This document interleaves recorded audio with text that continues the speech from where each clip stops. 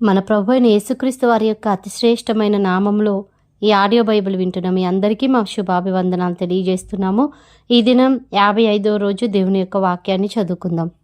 ద్వితీయోపదేశ కాండము 10వ అధ్యాయము. ఆ కాలమందు యెహోవా మునుపటి వాటి వంటి 2 రాతి పలకలను నీవు చెక్కుకొని కొండ ఎక్కి నా యొద్దకు రమ్ము, మరియు నీవు ఒక కర్రమందసమును చేసుకొనవలెను. నీవు పగలగొట్టిన మొదటి పలకల మీదనున్న మాటలను నేను ఈ పలకల మీద వ్రాసిన తరువాత ఆ మందసములో వాటిని ఉంచవలనని నాతో చెప్పెను. కాబట్టి నేను తుమ్మకర్రతో ఒక మందసమును చేయించి మునుపటి వాటి వంటి 2 రాతి పలకలను చెక్కి ఆ 2 పలకలను చేతపట్టుకొని కొండ ఎక్కి తిని, ఆ సమాజ దినమున ఆ కొండ మీద అగ్ని మధ్య నుండి తాను మీతో పలికిన 10 ఆజ్ఞలను మునుపు వ్రాసినట్టు యెహోవా ఆ పలకల మీద వ్రాసెను. యెహోవా వాటిని నాకిచ్చిన తరువాత నేను తిరిగి కొండ దిగి వచ్చి నేను చేసిన మందసములో ఆ పలకలను ఉంచి తిని, యెహోవా నాకు ఆజ్ఞాపించినట్లు వాటిని దానిలో నుంచి తిని. ఇశ్రాయేలీయులు యహకానీయులదైన బెయేరోతు నుండి బయలుదేరి మోసేరుకు వచ్చినప్పుడు అక్కడ అహరోను చనిపోయి పాతిపెట్టబడెను. అతని కుమారుడైన ఎలియాజరు అతనికి ప్రతిగా యాజకుడాయెను. అక్కడ నుండి వారు గుద్గోద నుండి నీటివాగులు గల దేశమైన యొత్బాతాకును ప్రయాణము చేసిరి. నేటి వరకు జరుగునట్లు యెహోవా నిబంధన మందసమును మోయుటకు, యెహోవా సన్నిధిని నిలుచుటకును, ఆయనను సేవించి ఆయన నామమును బట్టి దీవించుటకును లేవీ గోత్రపు వారిని ఆ కాలమున యెహోవా ఏర్పరచుకొనెను. కాబట్టి తమ సహోదరులతో పాటు లేవీయులు స్వాస్థ్యమునైనను పొందలేదు. నీ దేవుడైన యెహోవా వారితో చెప్పినట్లు యెహోవాయే వారికి స్వాస్థ్యము. నేను మునుపటి వలె 40 పగళ్ళును 40 రాత్రులను కొండ మీద ఉండగా యెహోవా ఆ కాలమున నా మనవి ఆలకించి నిన్ను నశింపజేయట మానివేశెను.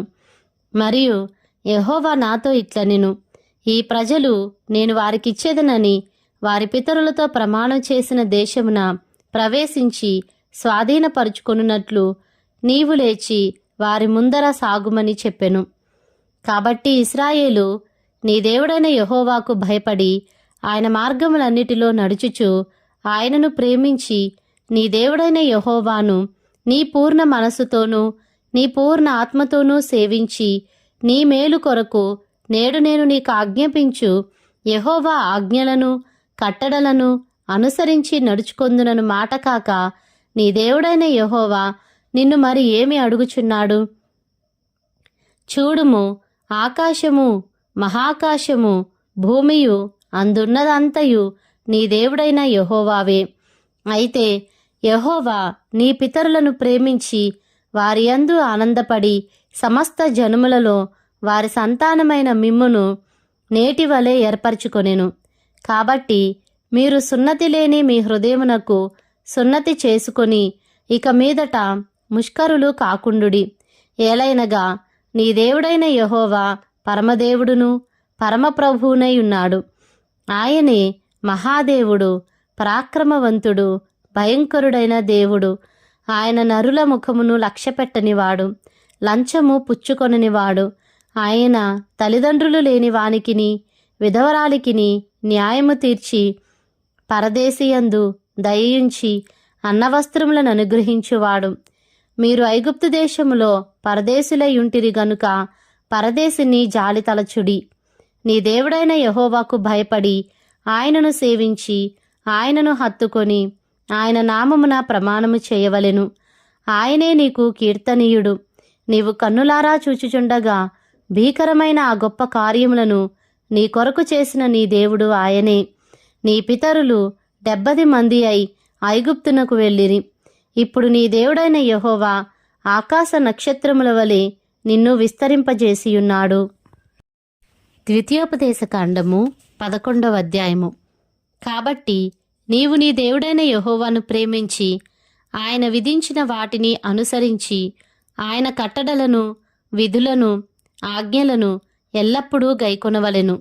నీ దేవుడైన యెహోవా చేసిన శిక్షను, ఆయన మహిమను, ఆయన బాహుబలమును, ఆయన చాపిన చేతిని ఐగుప్తు రాజైన ఫరోకును అతని సమస్త దేశమునకును ఆయన చేసిన సూచక క్రియలను, కార్యములను, ఆయన ఐగుప్తు దండునకును దాని గుర్రములకును రథములకును చేసిన దానిని వారు మిమ్మును తరుముచుండగా ఆయన ఎర్ర సముద్ర జలమును వారి మీద ప్రవహింపజేసిన దానిని, యెహోవా నేటి వరకు వారిని నశింపజేసిన రీతిని, మీరు ఈ స్థలమునకు వచ్చి వరకు ఎడారిలో మీ కొరకు చేసిన దానిని, రూబేనీయుడైన ఏలియాబు కుమారులైన దాతాను అబీరాములకు చేసిన పనిని, భూమి నోరు తెరచి వారిని, వారి ఇండ్లను, గుడారములను, వారి యొద్దనున్న సమస్త జీవరాశులను ఇశ్రాయేలీలందరి మధ్యను మృంగివేసిన రీతిని చూడకయు ఎరుగకయునున్న మీ కుమారులతో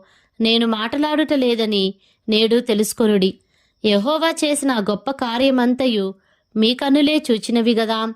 మీరు బలము కలిగి స్వాధీనపరుచుకొనుటకై నది దాటి వెళ్ళుచున్న ఆ దేశమందు ప్రవేశించి దాని స్వాధీనపరుచుకొనున్నట్లును యెహోవా వారికిని వారి సంతానమునకును దయచేసేదనని మీ పితరులతో ప్రమాణము చేసిన దేశమున, అనగా పాలుతేనెలు ప్రవహించు దేశమున మీరు దీర్ఘాయుష్మంతులగునట్లును నేను ఈ దినమున మీకు ఆజ్ఞాపించు ఆజ్ఞలనన్నిటినీ మీరు గైకొనవలెను. మీరు స్వాధీనపరచుకొనబోవు దేశము మీరు బయలుదేరి వచ్చిన ఐగుప్తు దేశము వంటిది కాదు. అక్కడ నీవు విత్తనములు విత్తి కూరతోటకు నీరు కట్టినట్లు నీ కాళ్లతో నీ చేలకు నీరు కట్టితివి. మీరు నది దాటి స్వాధీనపరుచుకొనుటకు వెళ్ళుచున్న దేశము కొండలు లోయలు గల దేశము. అది ఆకాశ వర్ష జలము త్రాగును. అది నీ దేవుడైన యెహోవా లక్ష్యపెట్టు దేశము. నీ దేవుడైన యెహోవా కన్నులు సంవత్సరాది మొదలుకొని సంవత్సరాంతము వరకు ఎల్లప్పుడూ దానిమీద ఉండును. కాబట్టి మీ పూర్ణ హృదయముతోనూ మీ పూర్ణ ఆత్మతోనూ మీ దేవుడైన యెహోవాను ప్రేమించి ఆయనను సేవింపవలెనని నేడు నేను మీకు ఇచ్చు ఆజ్ఞలను మీరు జాగ్రత్తగా వినిన ఎడల మీ దేశమునకు వర్షము, అనగా తొలకరి వానను కడవరి వానను దాని దాని కాలమున కురిపించెదను. అందువలన నీవు నీ ధాన్యమును నీ ద్రాక్షారసమును నీ నూనెను కూర్చుకొందువు. మరియు నీవు తిని తృప్తి పొందినట్లు నీ పశువుల కొరకు నీ చేలయందు గడ్డి మొలిపించెదను. మీ హృదయము మాయలలో చిక్కి త్రోవ విడిచి ఇతర దేవతలను పూజించి వాటికి నమస్కరింపకుండా మీరు జాగ్రత్త పడుడి. లేని ఎడల యెహోవా మీ మీద కోపపడి ఆకాశమును మూసివేయును. అప్పుడు వాన కురియదు, భూమి పండదు. యెహోవా మీకిచ్చుచున్న ఆ మంచి దేశమున ఉండకుండా మీరు శీఘ్రముగా నశించెదరు. కాబట్టి మీరు ఈ నా మాటలను మీ హృదయంలోనూ మీ మనస్సులోనూ ఉంచుకొని వాటిని మీ చేతుల మీద సూచనలుగా కట్టుకొనవలెను. అవి మీ కన్నుల నడుమ బాసికములుగా ఉండవలెను. నీవు నీ ఇంట కూర్చుండునప్పుడు, త్రోవను నడుచున్నప్పుడు, పండుకొనున్నప్పుడు, లేచున్నప్పుడు వాటిని గూర్చి మాటలాడుచు వాటిని మీ పిల్లలకు నేర్పి నీ ఇంటి ద్వార బంధముల మీదను నీ గౌనుల మీదను వాటిని వ్రాయవలెను. అలాగు చేసిన ఎడల యెహోవా మీ పితరులకిచ్చెదనని ప్రమాణము చేసిన దేశమున మీ దినములను మీ సంతతి వారి దినములను భూమికి పైగా ఆకాశము నిలుచున్నంత కాలము విస్తరించును. మీరు మీ దేవుడైన యెహోవాను ప్రేమించి ఆయన మార్గములన్నిటిలోనూ నడుచుచు ఆయనను హత్తుకొని మీరు చేయవలెనని నేను మీకు ఆజ్ఞాపించు ఈ ఆజ్ఞలన్నిటినీ అనుసరించి జాగ్రత్తగా నడుచుకొనవలెను. అప్పుడు యెహోవా మీ ఎదుట నుండి ఈ సమస్త జనములను వెళ్ళగొట్టును. మీరు మీకంటే బలిష్ఠులైన గొప్ప జనముల దేశములను స్వాధీనపరుచుకొందురు. మీరు అడుగుపెట్టు ప్రతి స్థలము మీది అగును. అరణ్యము మొదలుకొని లెబానోను వరకును, యూఫ్రటీసు నది మొదలుకొని పడమటి సముద్రము వరకును మీ సరిహద్దు వ్యాపించును. ఏ మనుష్యుడును మీ ఎదుట నిలువడు. తాను మీతో చెప్పినట్లు మీ దేవుడైన యెహోవా మీరు అడుగుపెట్టు దేశమంతటి మీద మీ బెదురు మీ భయము పుట్టించును. చూడుడి, నేడు నేను మీ ఎదుట దీవెనను శాపమును పెట్టుచున్నాను. నేడు నేను మీకు ఆజ్ఞాపించు మీ దేవుడైన యెహోవా ఆజ్ఞలను మీరు వినిన ఎడల దీవెనయు, మీరు మీ దేవుడైన యెహోవా ఆజ్ఞలను వినక నేడు నేను మీకు ఆజ్ఞాపించు మార్గమును విడిచి మీరెరుగని ఇతర దేవతలను అనుసరించిన ఎడల శాపమును మీకు కలుగును. కాబట్టి నీవు స్వాధీనపరచుకొనబోవు దేశమున నీ దేవుడైన యెహోవా నిన్ను చేర్చిన తరువాత గెరిజీమను కొండ మీద ఆ దీవెన వచనమును, ఏబాలు కొండ మీద ఆ శాప వచనమును ప్రకటింపవలెను. అవి యొర్దాను అవతల సూర్యుడు అస్తమించు మార్గము వెనుక మోరేలోని సింధూర వృక్షములకు దాపున గిల్గాలునకు ఎదురుగానున్న అరాబాలో నివసించు కనానీయుల దేశమందున్నవి గదా. మీరు చేరి మీ దేవుడైన యెహోవా మీకిచ్చుచున్న దేశమును స్వాధీనపరుచుకొనుటకు ఈ యొర్దానును దాటబోవుచున్నారు. మీరు దాని స్వాధీనపరుచుకొని దానిలో నివసించెదరు. అప్పుడు నేడు నేను మీకు నియమించుచున్న కట్టడలనన్నిటినీ విధులన్నిటినీ మీరు అనుసరించి గైకొనవలెను. ద్వితీయోపదేశ కాండము 12వ అధ్యాయము. మీరు స్వాధీనపరుచుకొనుటకు నీ పితరుల దేవుడైన యెహోవా నీకిచ్చిన దేశమున మీరు భూమి మీద బ్రతుకు దినములన్నిటను మీరు అనుసరించి గైకొనవలసిన కట్టలను విధులను ఇవి. మీరు స్వాధీనపరుచుకొనబోవు జనములు గొప్ప పర్వతముల మీదనేమి, మెట్టల మీదనేమి, పచ్చని చెట్లన్నిటిని క్రిందనేమి, ఎక్కడెక్కడనైతే తమ దేవతలను పూజించెనో ఆ స్థలములన్నిటినీ మీరు బొత్తిగా పాడు చేయవలెను. వారి బలిపీఠములను పడద్రోసి వారి విగ్రహములను పగలగొట్టి వారి దేవతా స్తంభములను అగ్నితో కాల్చి వారి దేవతల ప్రతిమలను కూలద్రోసి వాటి పేరులు అచ్చట లేకుండా నశింపజేయవలెను. వారు తమ దేవతలకు చేసినట్టు మీరు మీ దేవుడైన యెహోవాను గూర్చి చేయకూడదు.